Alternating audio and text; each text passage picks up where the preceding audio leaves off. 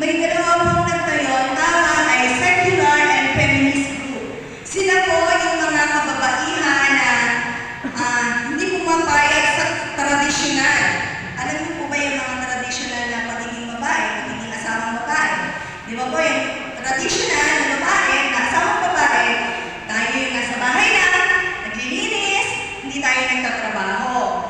Meron din naman na yung iba naman ay marami rin ang tumatanggap ng mga tungkulin bilang asawa nila na di, sorry.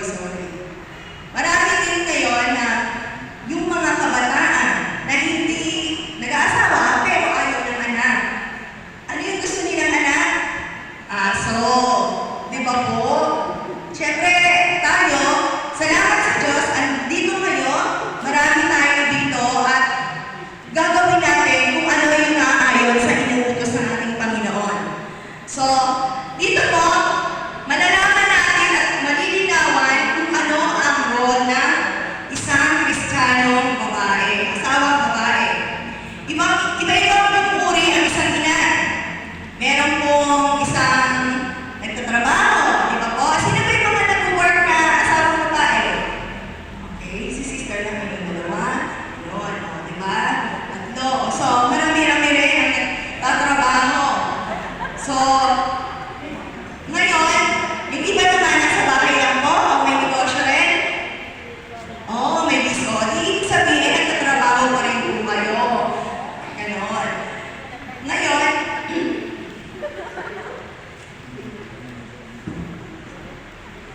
minsan, sino ang mas malaki ang kita? Actually, nagtanong na ito ng asawa ko kanina. Oo. Mas malaki ba ang kita ng babae? Oo. Pero syempre, kahit malaki ang kita ng babae, kailangan, irespeto pa rin natin yung asawa natin. Dahil, asawa pa rin natin sila. Sino po yung may dalang Bible dito? Ayan. Sister, pakibasa mo nga yung Genesis.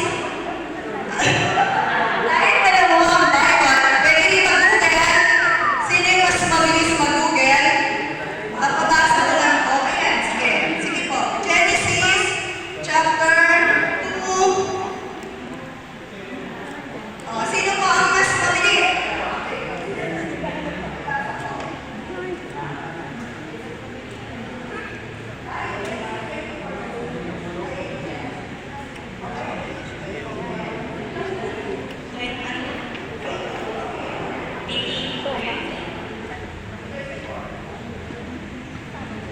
The Lord God also said, "It is not good for the man to be alone. Let us make a helper for him similar to himself." Therefore, the Lord God, having formed from the soil all the animals of the earth, and all the flying creatures of the air, brought them to Adam, in order to see what he would call them. For whatever Adam would call any living creature, that would be its name. And Adam called each of the living things by their names, all the flying creatures of the air, and all the wild beasts of the land. Yet, surely for Adam, there was not found a helper similar to himself.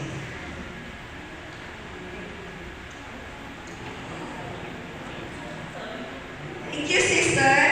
So, ayan, sinasabi.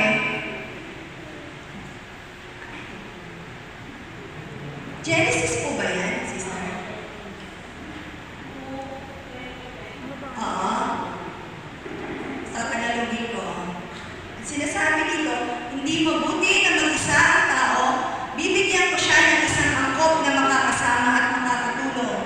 Kaya mula sa lupa ay lumikha ang Panginoong Yahweh ng mga hayop, sa para at mga ibon sa himpapawid. Dinala niya ang mga ito sa tao upang ipaubaya ito. Pagbibigay ng pangalan sa mga iyon, kung ano ang kanyang tinawag, iyon ang naging pangalan ng mga ito.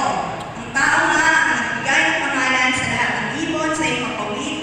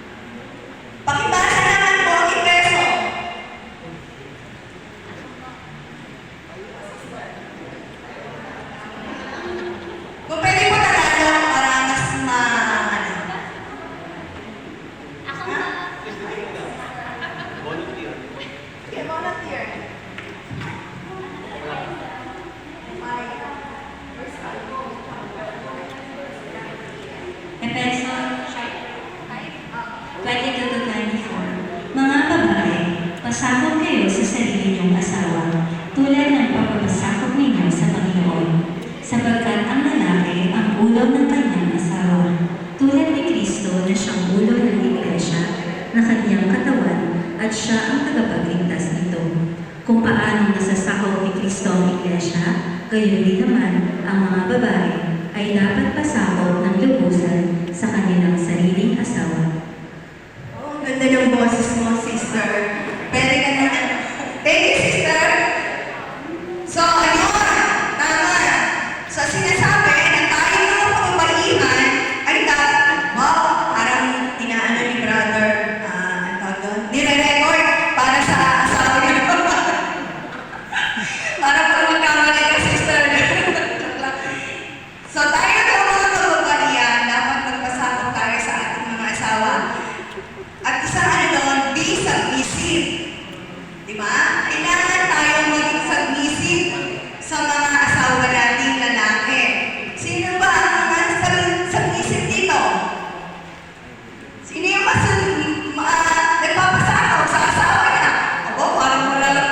Mga brother, sige mga sister. Sino ang mga nagpapasakaw? Para ayaw yung magpasakaw sa asawa niyo.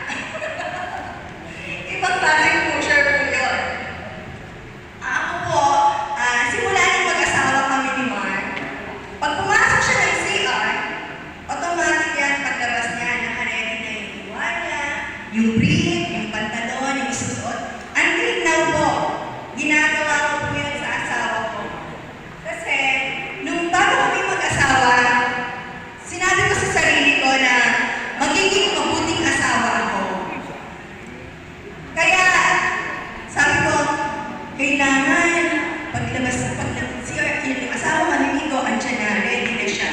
So, nasa